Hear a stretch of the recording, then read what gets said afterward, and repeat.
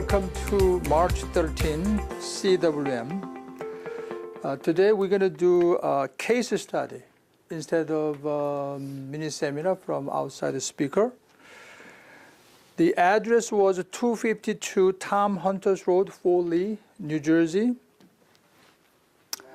As you can see, listed by Peter from July 27th through December 27th, 2018, at initial listing price is $499,000.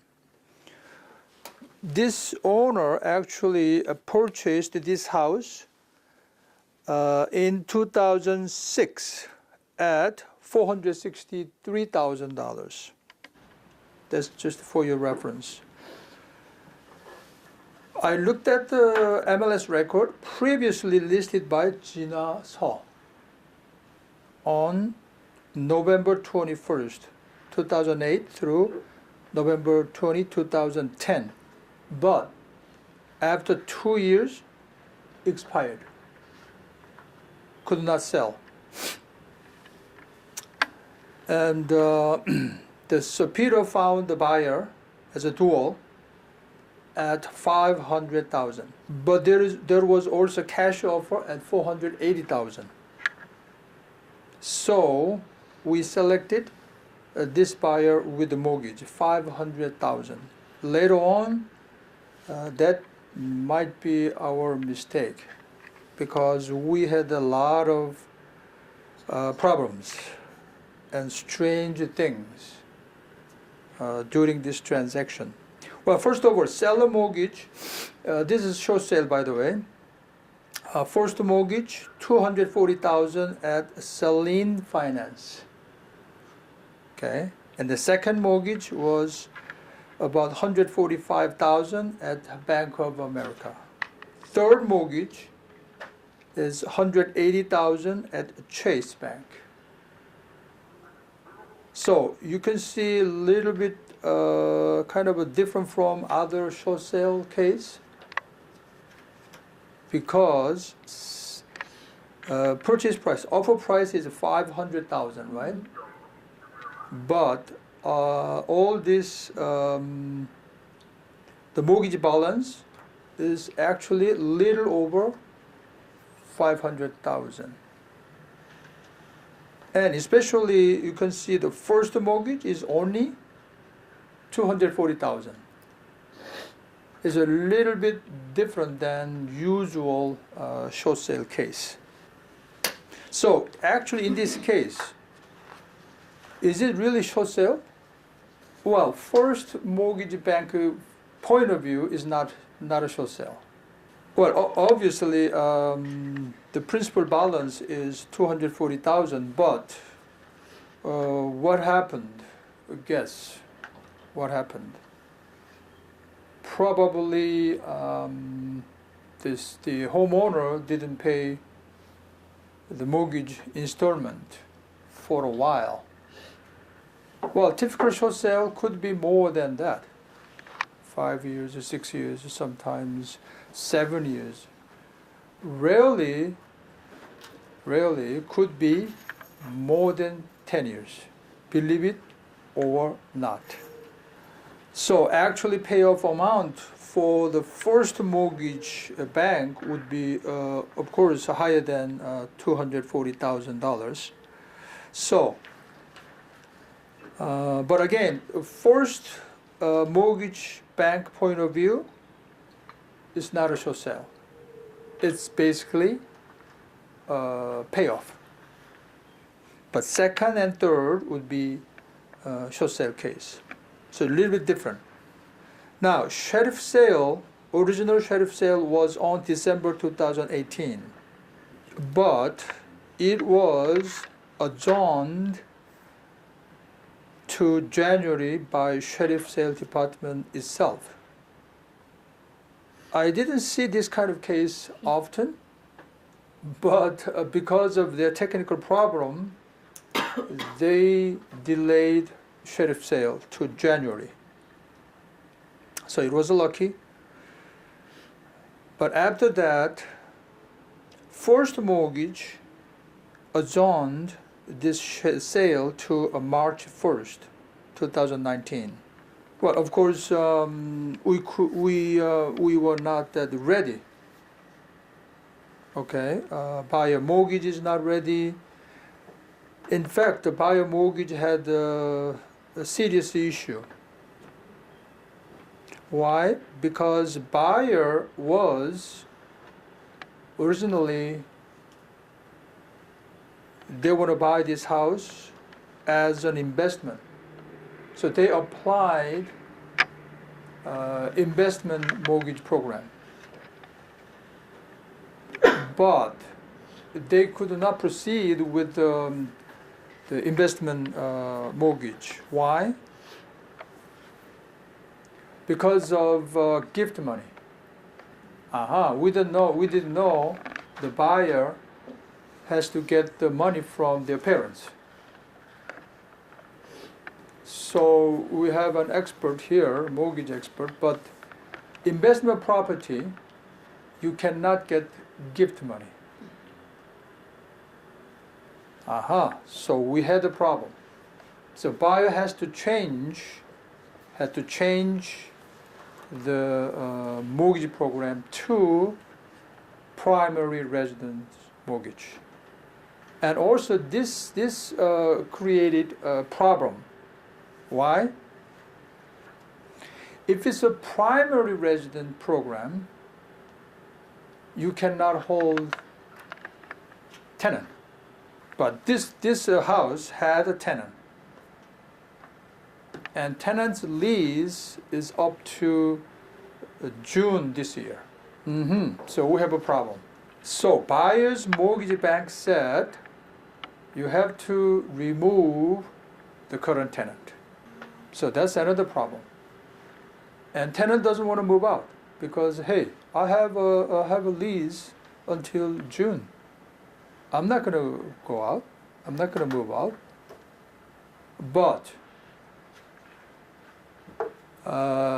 for buyer's mortgage program, it's a problem. It's a conflict. We have to remove the tenant. So in the beginning, we thought if we explain the situation, buyer mortgage company, mortgage bank, possibly, allow this kind of a case. In other words, buyer can get the money, the loan from the bank with existing tenant. But can we do that or not? We cannot. Well, at least the bank does not allow. If it's a primary, let's say the buyer applied the mortgage for primary residence, right? What's the benefit? If you do apply interest rate would be lower than investment property mortgage, right? So sometimes they do that intentionally. In other words, the other way around. Okay, it's going to be investment property, okay, for buyer point of view, but buyer apply as primary residence program in order to lower the interest rate. But in this case, it's the other way around. Buyer wanted investment program, but he could not do that because he needs to get the gift money from parents. So bank doesn't allow to do that. So he had to apply as a primary residence program. Therefore, consequently, the buyer had to remove tenant. Otherwise, they cannot close. But in the beginning, we thought sometimes, even though you apply primary mortgage program, sometimes I would say, just the tenant is there, still they can do that. But that's a violation. So anyway, in this case, we had to remove a tenant. Now is a big problem. How are we going to remove a tenant before lease expires? So what we had to do, Peter basically, we had to offer, hey, we're going to pay tenants broker fee for moving out, and also we're going to pay moving fee. So tenant finally they said, okay, if you do that, we're going to move out. Plus, the buyer had to contribute $2,000. This agent, Peter, out of his commission, of course, had to contribute moving fee, which is in this case $2,300, and also agent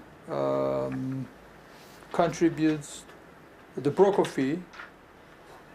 In this case, 1 month rent, so $2,750. That's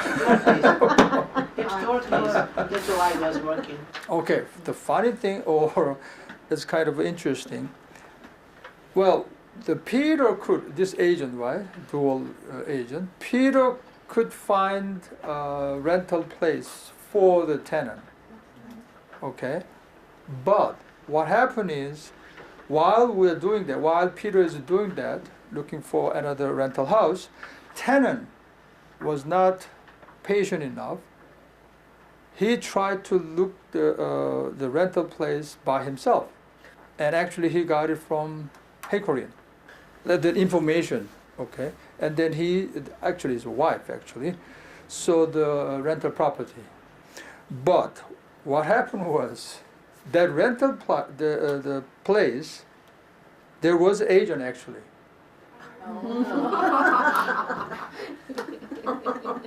But guess what?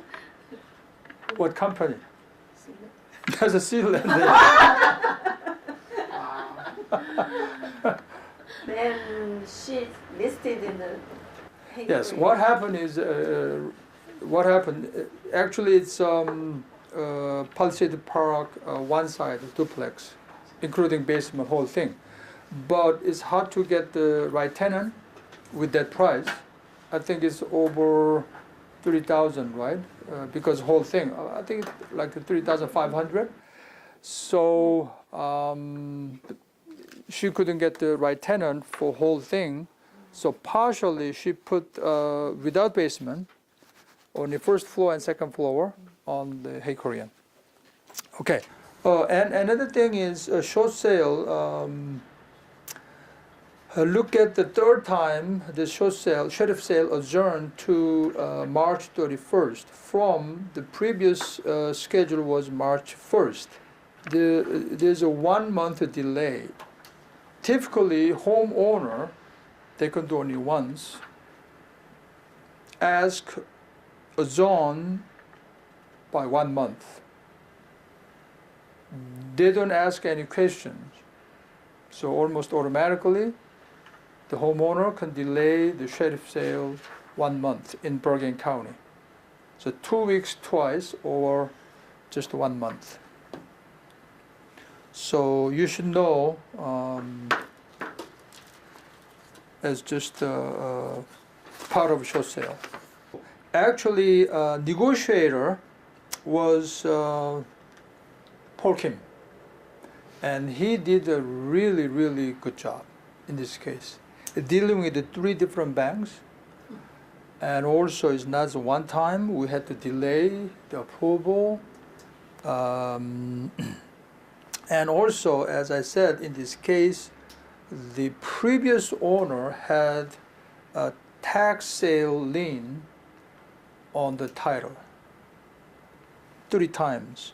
Oh, another thing you have to know is, okay, any lien, let's say you paid off, you settled, right? So you paid the debt, you cleared. That's not the end.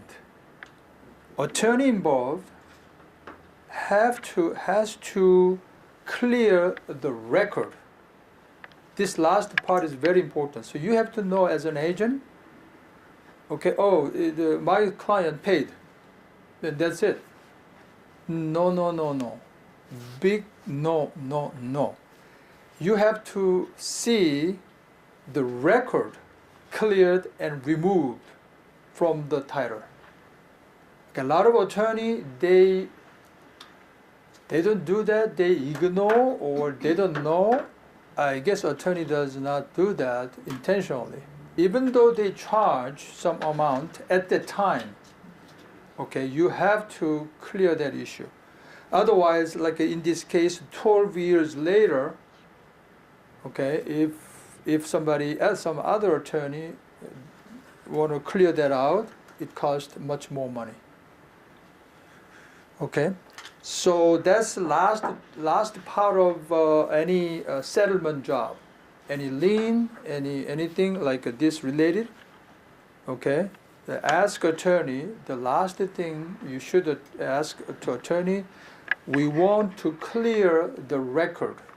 Okay, I have seen a lot of cases, especially in short sale case, old record, even though they paid the money, okay, so they don't own anything, but still the record is there, and so you have to remove the record as well.